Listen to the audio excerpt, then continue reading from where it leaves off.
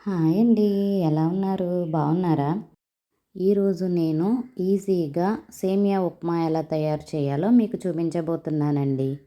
ఇది మార్నింగ్ టైంలో బ్రేక్‌ఫాస్ట్‌గాను, ఆఫ్టర్‌నూన్ టైంలో స్నాక్స్‌గాను కూడా చేసుకోవచ్చండి. పిల్లలు ఈ సేమియా ఉప్మాని చాలా ఇష్టపడతారండి. ఈ సేమియా ఉప్మా ఎలా తయారు చేయాలో చూడబోయే ముందు ఒక లైక్ అయితే చేయండి. అలాగే కొత్తగా మన ఛానల్ని ఎవరైనా చూస్తున్నట్టయితే సబ్స్క్రైబ్ చేయండి, లైక్ కూడా చేయండి. ఇక ఏమాత్రం ఆలస్యం చేయకుండా ఎంతో టేస్టీ అయిన ఈజీగా ఈ సేమియా ఉప్మా ఎలా తయారు చేయాలో చూసేద్దామండి. దానికోసం ముందుగా ఒక బంగాళాదుంప, 3 పచ్చిమిరపకాయలు, కొంచెం క్యారెట్టు, అలాగే ఒక చిన్న సైజు ఉల్లిపాయ, కొద్దిగా కరివేపాకు, కొంచెం జీడిపప్పు తీసుకోవాలండి.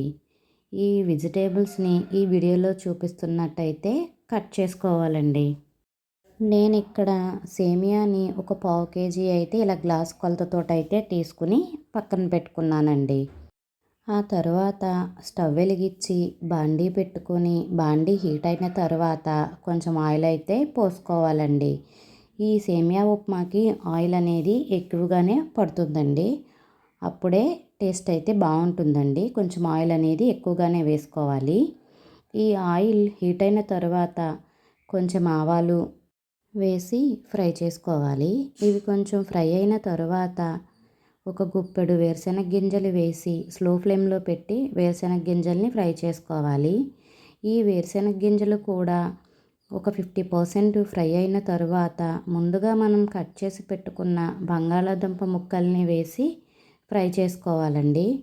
ఈ బంగాళాదుంప కొంచెం ఫ్రై అయిన తర్వాత ముందుగా మనం కట్ చేసి పెట్టుకున్న క్యారెట్ అలాగే పచ్చిమిర్చిని కూడా వేసి బాగా ఫ్రై చేసుకోవాలండి.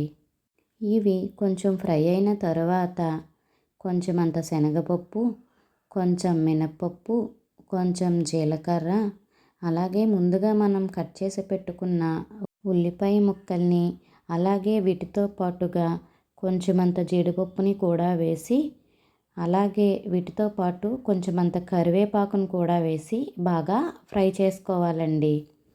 ఇవి మొత్తం ఫ్రై అయిపోయిన తరువాత ముందుగా మనం సేమియా తీసుకున్న గ్లాసు కొలతతోటి 1కి 1.5 అయితే వాటర్ అయితే ఈ తాలింపులోకి వేసుకోవాలండి. సేమియాని ఏ గ్లాసు కొలతతోటైతే తీసుకుంటామో ఆ గ్లాసుతోనే 1కి 1.5 వాటర్ అయితే పోసుకొని దాంట్లో కొంచెం సాల్ట్ అనేది వేసుకుని మూత పెట్టి వాటర్ని మరగనివ్వాలండి. ఈ వాటర్ అనేది ఇలా మరిగిన తరువాత సేమియాని ఇందులో అయితే యాడ్ చేసుకోవాలండి. ఈ సేమియా అనేది ఈ వాటర్లో వేసిన వెంటనే ఉండలు కట్టకుండా బాగా అయితే వీడియోలో చూపిస్తున్న విధంగా అయితే బాగా అయితే కలుపుకోవాలండి. ఏమాత్రం తడి అనేది లేకుండా బాగా ఉడకనివ్వాలండి.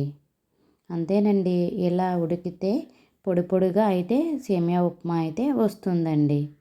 చూసారు కదండి, ఎంతో టేస్టీ సేమియా ఉప్మా అయితే రెడీ అయిపోయిందండి. మీరు కూడా తప్పకుండా ట్రై చేయండి. చాలా చాలా బాగుంటుంది ఈ ఉప్మా.